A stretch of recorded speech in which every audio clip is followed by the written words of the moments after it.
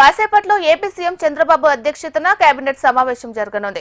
June 12 నాటికి ఏపీలో కూటమి ప్రభుత్వం ఏర్పాటయ్యి ఏడాది పూర్తవుతున్న నేపథ్యంలో ప్రభుత్వం చేపట్టిన అభివృద్ధి సంక్షేమ కార్యక్రమాలపై మంత్రివర్గ సమావేశంలో చర్చించనున్నారు. ఉద్యోగుల బదిలీలు, వివిధ సంస్థలకు భూ కేటాయింపులు, అమరావతి పునర్నిర్మాణ అంశాలతో పాటు పోలవరం, బనకచెర్ల ప్రాజెక్టులకు అనుమతులపై చర్చించనున్నారు. ఎస్ఐపిబి సమావేశంలో ఆమోదించిన 19 ప్రాజెక్టులకు 33,000 కోట్ల పెట్టుబడులకు ఆమోదం తెలిపే అవకాశం ఉంది. రాష్ట్రంలో మహిళలకు ఉచిత బస్సు ప్రయాణ పథకంపై మార్గదర్శకాలు జారీ చేసే అవకాశం ఉంది.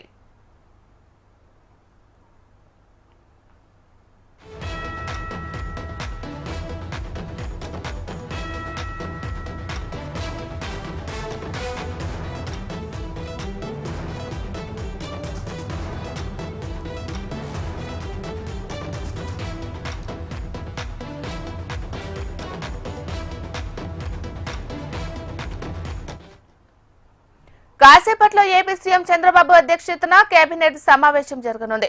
జూన్ 12 నాటికి ఏపీలో కూటమి ప్రభుత్వం ఏర్పాటయ్యి ఏడాది పూర్తవుతున్న నేపథ్యంలో ప్రభుత్వం చేపట్టిన అభివృద్ధి సంక్షేమ కార్యక్రమాలపై మంత్రివర్గ సమావేశంలో చర్చించనున్నారు. మరి ఇదే అంశానికి సంబంధించి మరింత సమాచారాన్ని మా ప్రతినిధి హరికిషన్ ఫోన్ ద్వారా అందిస్తారు. హరికిషన్.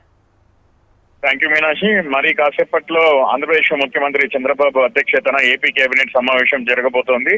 ఈ సమావేశంలో పలు కీలక అంశాలకు ఆమోదం తెలపబోతున్నారు. ప్రధానంగా ఎస్ఐపిబి 6వ సమావేశంలో తీసుకున్నటువంటి నిర్ణయాలకు ఈ రోజు కేబినెట్ ఆమోద ముద్ర వేయబోతోంది.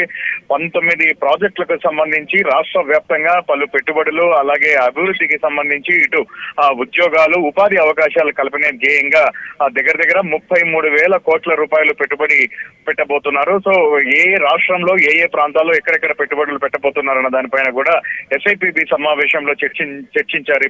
దానికి అప్పటికే ఆమోద ముద్ర కూడా వేశారు. సో దానికి సంబంధించి ఈ రోజు మళ్ళీ కేబినెట్ లో మరొకసారి దీనిపైన చర్చించి కంప్లీట్ గా కేబినెట్ ఆమోద ముద్ర వేయబోతుంది. ఇదే నేపథ్యంలో 35,000 మందికి ప్రత్యక్షంగా, అలాగే లక్షల మందికి పరోక్షంగా ఉద్యోగాలతో పాటు ఉపాధి అవకాశాలు కూడా దక్కబోతున్నట్లు తెలుస్తోంది. మరోవైపు ఇటు శ్రీశైల ప్రాజెక్టుకు సంబంధించి గడ్డు పరిస్థితిని ఎదుర్కొంటోంది. పంచుపూలు ప్రాంతంలో భారీ గుయ్యి ఏర్పడింది. దీన్ని యుద్ధ ప్రాతిపదికన వెంటనే మరమ్మతులు చేసేందుకు నిధులు కేటాయించేందుకు కేబినెట్ సమావేశంలో కూడా నిర్ణయం తీసుకోబోతున్నారు. ఇంకోవైపు వచ్చేసి రాజధాని సిఆర్డిఏ అంశానికి సంబంధించి ప్రధాని మోడీ శంకుస్థాపన తర్వాత జరుగుతున్నటువంటి అభివృద్ధి పనులపైన కూడా ఈ రోజు చర్చించబోతున్నారు. మరిన్ని ఏవైతే నిధులు విడుదల చేయాలో వాటికి సంబంధించి కూడా ఈ రోజు కేబినెట్ ఆమోద ముద్ర వేయబోతోంది. ఇటు సిఆర్డిఏ పరిధిలో ఉన్నటువంటి పనులతో పాటు జూన్ 12వ తేదీన కూటమి రోజులు ప్రభుత్వం ప్రజలకు అందించినటువంటి, అలాగే ఈ 4 సంవత్సరాల కాలంలో అంటే ముందు ఎటువంటి పథకాలకు రూపకల్పన చేయబోతున్నాము, సో ఎటువంటి కార్యక్రమాలు చేపడుతున్నాము అన్న దానిపైన కూడా ఈ రోజు చర్చించేటటువంటి అవకాశం ఉంది. మరోపక్క ఇటు జూన్ మాసంలో స్కూల్స్ అన్ని ఓపెన్ అవుతాయి. ఏదైతే ఎన్నికల ముందు ఇచ్చినటువంటి హామీ తల్లికి వందన ముందు దాని అమలుకు, దాంట్లో ఉన్నటువంటి లోటుపాట్ల పైన కూడా ఈరోజు చర్చించేటువంటి అవకాశం ఉంది.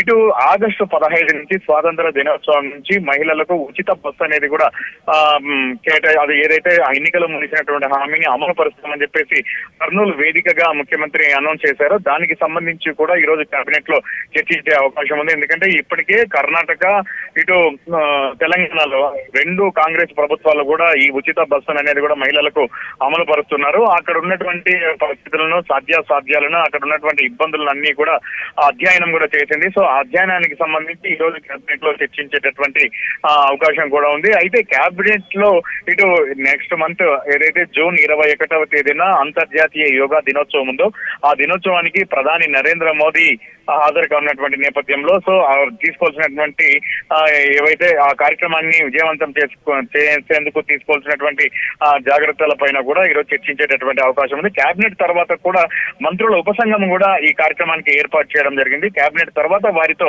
ముఖ్యమంత్రి చంద్రబాబు భేటీ అయ్యేటటువంటి అవకాశం ఉంది. మొత్తానికి మాత్రం ఈ రోజు కేబినెట్ సమావేశంలో కీలక నిర్ణయాలు తీసుకునేటటువంటి అవకాశం ఉంటుంది. Meenakshi. Right, thank you Harikishan.